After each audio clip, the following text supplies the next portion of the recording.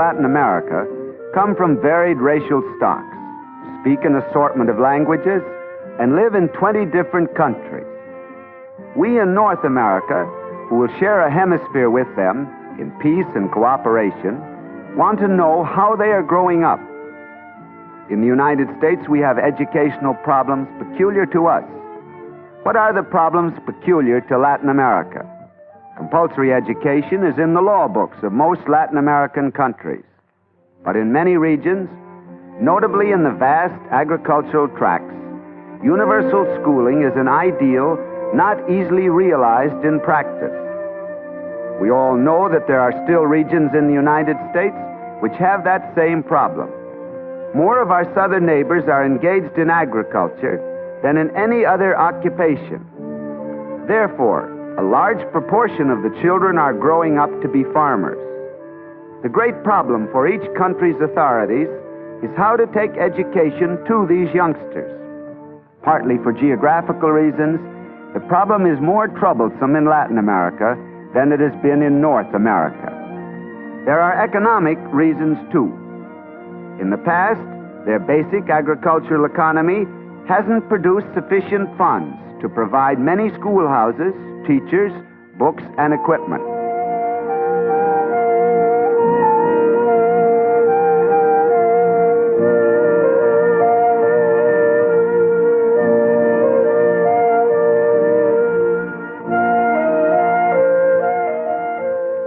Then there is the transportation difficulty.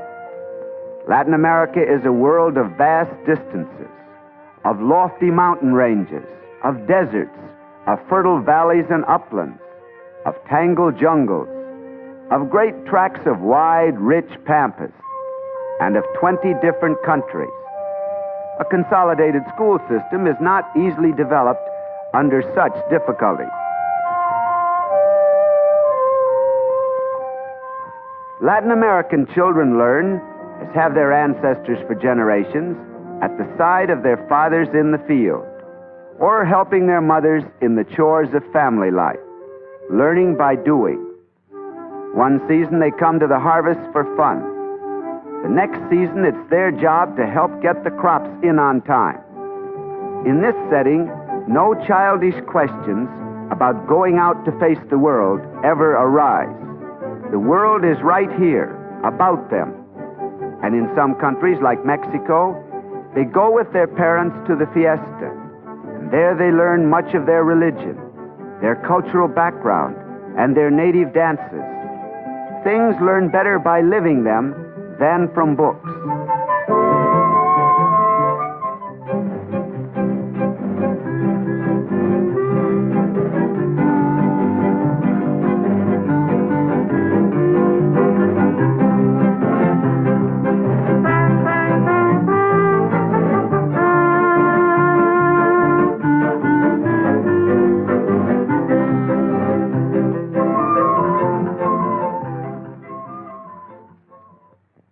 It is in Mexico, too, in the robust paintings of Diego Rivera, on the walls of the Ministry of Education, that we find a symbol of the progressive trends in Latin American education.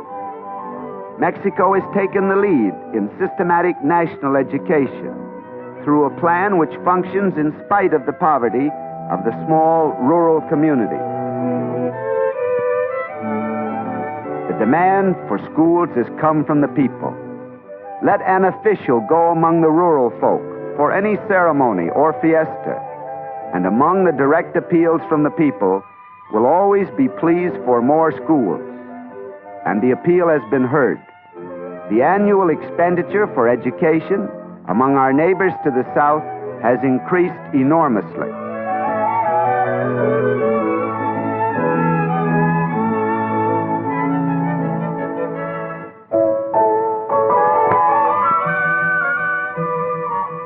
As we've seen, the first consideration must be for the country school. Often the eager members of a small community will build a schoolhouse with their own hands on the promise of the state to send a teacher. And while it is still true that some Latin American children have never seen the inside of a school, it will not be true for long. knowledge and desire for education are contagious. In these rural schools, the subjects taught still reflect the fact that most of these children will spend their lives on the land. We realize what the country schools will mean to Latin American life when we see teachers taking special courses in public health. For the teacher can't do much about training the minds of her charges until she first builds strong, healthy bodies. Today, the teachers are bringing their lessons in cleanliness and disease control into the schools. They teach their children how to recognize and deal with common ailments. They teach disease prevention and the rudiments of nutrition and personal hygiene. Thus, the way is paved for substantial medical aid, along with ordinary schooling in the rural regions of Latin America, for the free clinics which circulate through the interior, and others which have been established in the larger villages.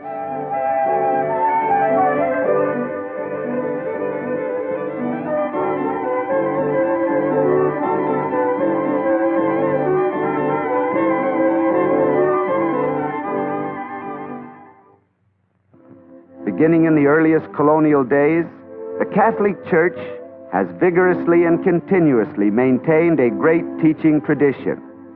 Throughout all Latin America, the educational pattern has been definitely Roman Catholic.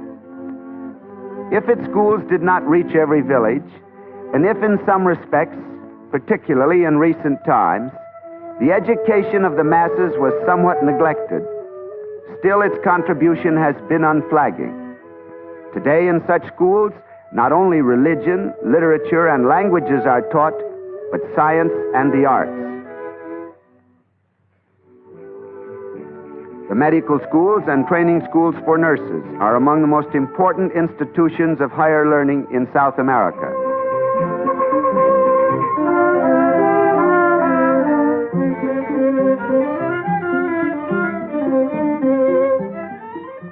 In the laboratories and operating rooms, modern methods are equipping an army of Latin American doctors for work among their own people. In this progressive development, North American physicians and foundations have played an important part. Although most university work down here is in the fields of medicine, law, and theology, and though the students specialize in their chosen subjects rather more closely than we do, they still find time for their own cultural interests. It is traditional for educated persons to develop their talents as poets and artists and men of letters. What changes will take place in their education as our neighbors shift from the plow to the assembly line? For their industrial activities are daily becoming more important. Great factories have been built, and more are coming, in which the vast natural resources of South America can be fashioned into useful goods. Artisans and technicians who operate the machinery of mass production will need different training from that given to men who work in the fields and on cattle ranges. Already many young Latin Americans have developed the skills of modern machine work. Already the mysteries of wood and metalworking, of gauge and lathe, are being explored in new trade schools.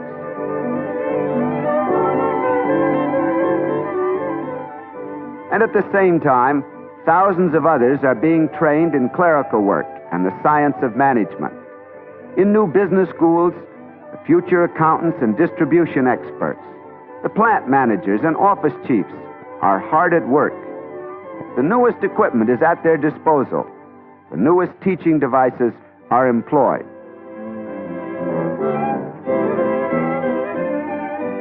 There is another force which is more potent than ever before. Millions in the Caribbean, in Mexico, in Central and South America are taking great interest in the United States. They have always known much more about us than we have about them. Now that they know we are in earnest about the good neighbor policy, they are eager to know still more about us. That the good neighbor policy functions actively in the minds of young people is first-rate assurance for us that it really works. A clue to the new attitude is the great increase of interest in the learning of English.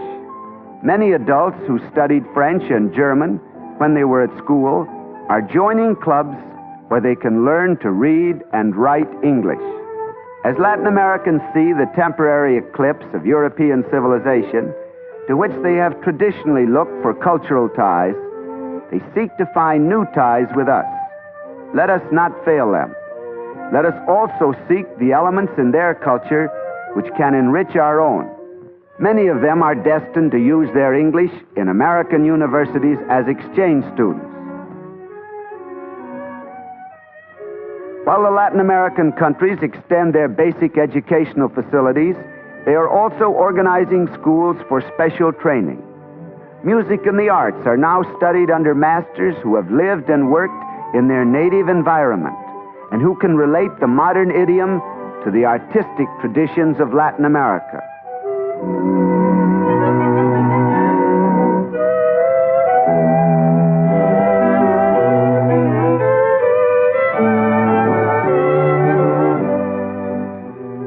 All the world has long paid tribute to the glories of the Aztec, Mayan, and Inca cultures. Today, young people are borrowing strength and vigor from these amazing creative forces to find the new style that will express their own time and their own civilization. Take these children in a Brazilian school. Their ancestors came from Portuguese castles, cities, and farms, or from the banks of the Amazon, or from the shores of Africa. Latin American children, like ours in the United States, have fallen heir to a new, vigorous, youthful culture derived from many races. They are Americans. These children are moving toward a future that is also ours. For as they grow toward manhood and womanhood, all of us in this hemisphere, men, women, and children, are moving toward new wisdom, new strength, new unity.